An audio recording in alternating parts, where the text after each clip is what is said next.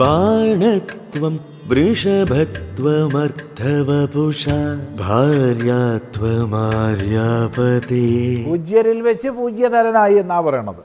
കാരണം ശൈവ ഭാവത്തിലാണല്ലോ ഇവിടെ ഭാഷ്യകാരൻ ശങ്കരാചാര്യസ്വാമികൾ രചിക്കുന്നത്. ശ്രീ ശങ്കരാചാര്യരുടെ കൃതിയായ ശിവാനന്ദ ലഹരിയെ വിചാരം ചെയ്യുന്നു സ്വാമി ചിദാനന്ദപുരി. ഈ പച്ചപ്പിനപ്പുറമുള്ള മലമുകളിലാണ് കല്ലിൽ ഗുഹാക്ഷേത്രം സ്ഥിതി ചെയ്യുന്നത്.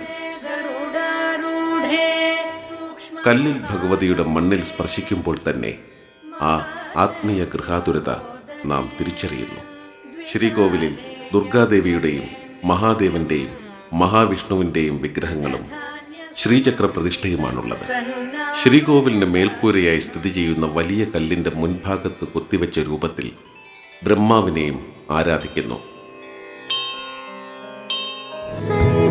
ഇന്ന് വൈകുന്നേരം 6:30 സന്ധ്യാദീപം.